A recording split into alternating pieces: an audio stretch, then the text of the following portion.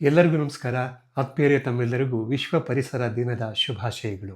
ಪರಿಸರ ಸ್ವಚ್ಛವಾಗಿದ್ದರೆ ನಾವು ಆರೋಗ್ಯಪೂರ್ಣವಾಗಿರ್ತೇವೆ. ಎಲ್ಲ ಭಾಗ್ಯಕ್ಕಿಂತ ಆರೋಗ್ಯ ಭಾಗ್ಯ ಬಹಳ ಮುಖ್ಯ. ಮಕ್ಕಳಿಂದ ಹಿಡಿದು ಹಿರಿಯರ ತನಕ ಎಲ್ಲರೂ ಕೂಡ ಆರೋಗ್ಯದ ಬಗ್ಗೆ ಹೆಚ್ಚಿನ ಗಮನವನ್ನು ಕೊಡ್ತಾ ಇದ್ದಾರೆ. ಆರೋಗ್ಯ ನಮಗೆ ಬರಬೇಕು ಅಂದರೆ ಹೇಗೆ ಸಾಧ್ಯ? ಆಹಾರದಲ್ಲಿ ಬರುತ್ತಾ? ಆಹಾರದಲ್ಲೂ ಬರುತ್ತೆ, ಜೊತೆಗೆ ನಮ್ಮ ವಿಹಾರದಲ್ಲೂ ಬರುತ್ತೆ. ನಾವು ಆಚೆ ಹೋದಾಗ ಸ್ವಚ್ಛವಾದ ಗಾಳಿಯನ್ನು ತೆಗೆದುಕೊಂಡ್ರೆ ನಮಗೆ ಆರೋಗ್ಯ ಚೆನ್ನಾಗಿರುತ್ತೆ. ಸ್ವಚ್ಛವಾದ ಗಾಳಿ, ಸ್ವಚ್ಛವಾದ ಪರಿಸರ ಯಾವಾಗ ನಮಗೆ ಸಿಕ್ಕೋದು? ನಮ್ಮ ಪರಿಸರ ತುಂಬ ಚೆನ್ನಾಗಿದ್ದಾಗ.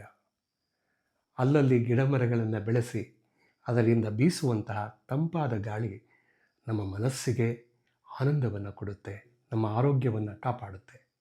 ನಮ್ಮ ಪೂರ್ವಿಕರು ದೊಡ್ಡ ದೊಡ್ಡ ಗಿಡಮರಗಳನ್ನು, ಕಾಡು ಮೇಡುಗಳನ್ನು ಬೆಳೆಸಿ ಹೋಗಿದ್ದಾರೆ. ಆದರೆ ನಗರೀಕರಣದ ಒಂದು ವ್ಯಾಮೋಹಕ್ಕೆ ಸಿಲುಕಿದಂತಹ ನಾವು ಕಾಡಲ್ಲಿ ನಾಡನ್ನು ಕಟ್ಟುವಂತಹ ಕೆಲಸವನ್ನು ಮಾಡುವ ಮೂಲಕ ನಮಗೆ ಸ್ವಚ್ಛವಾದ ಗಾಳಿ ಇಲ್ಲದಾಗಿದೆ, ಒಳ್ಳೆಯ ಬೆಳಕು ಇಲ್ಲದಾಗಿದೆ, ಒಳ್ಳೆಯ ಆರೋಗ್ಯ ಇಲ್ಲದಾಗಿದೆ.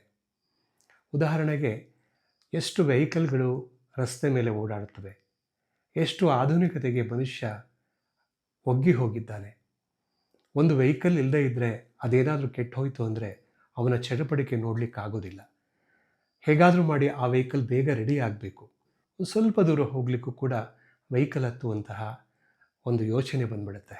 ಅದರಲ್ಲಿ ಒಬ್ಬೊಬ್ಬರೇ 4 ವೀಲರ್ ದೊಡ್ಡ ದೊಡ್ಡ ವೆಹಿಕಲ್ಗಳನ್ನು ತಗೊಂಡು ರಸ್ತೆಗಳಲ್ಲಿ ಹೋಗ್ತಾ ಇರ್ತಾರೆ, ಸಿಟಿಯಲ್ಲಿ ಸುತ್ತಾ ಇರ್ತಾರೆ.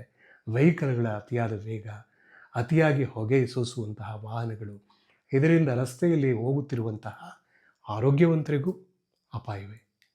ನೋಡಿ, ಹಿಂದಿನವರು ನಡ್ಕೊಂಡು ಹೋಗ್ತಾಯಿದ್ರು, ಭಾರವನ್ನು ಹೊರ್ತಾಯಿದ್ರು, ಜೊತೆಗೆ ಸೈಕಲ್ ಬಳಕೆ ಮಾಡ್ತಾಯಿದ್ರು, ಬಾವಿಯಲ್ಲಿ ನೀರು ಸೇದ್ತಾಯಿದ್ರು, ಬಟ್ಟೆ ಒಗಿತಾಯಿದ್ರು, ನೀರನ್ನು ಹೊತ್ತು ತರ್ತಾಯಿದ್ರು. ಇವೆಲ್ಲವನ್ನು ನಾವು ಕಣ್ಣಾರೆ ಕಂಡಿದ್ದೇವೆ. ಆದರೆ ಇತ್ತೀಚಿನ ದಿನಗಳಲ್ಲಿ ಸ್ವಲ್ಪ ದೂರ ಹೋದರೆ ಸುಸ್ತಾಗುತ್ತೆ, ಆಟೋ ಹುಡುಕಬೇಕು ಅನಿಸುತ್ತೆ, ಇಲ್ಲಾಂದರೆ ಒಂದು ವೆಹಿಕಲ್ ತರಬೇಕಾಗಿತ್ತು ನಾನು ಅಂತ ಅನಿಸುತ್ತೆ. ಅಥವಾ ಯಾವುದಾದ್ರೂ ಸಿಟಿ ಬಸ್ ಬರುತ್ತೇನೋ, ಬೇಗ ಹೋಗ್ಬಿಡೋಣ ಅಂತ ಅನಿಸುತ್ತೆ. ಅಷ್ಟು ದೂರವೂ ನಡ್ಕೊಂಡು ಹೋಗುವಂತಹ ಶಕ್ತಿ ಮಾತ್ರ ಅಲ್ಲ, ಮನಸ್ಸು ಸಹ ಇಲ್ದಂಗಾಗಿದೆ. ಹಾಗಾಗಿ ನಮ್ಮ ಪರಿಸರವನ್ನು ಕಾಪಾಡಿಕೊಳ್ಬೇಕು ಅಂದರೆ ನಾವು ಎಲ್ಲೆಡೆ ಹಸಿರನ್ನು ಬೆಳೆಸಬೇಕು, ನಮ್ಮ ಪರಿಸರವನ್ನು ಸ್ವಚ್ಛವಾಗಿ ಇರಿಸ್ಕೊಳ್ಬೇಕು.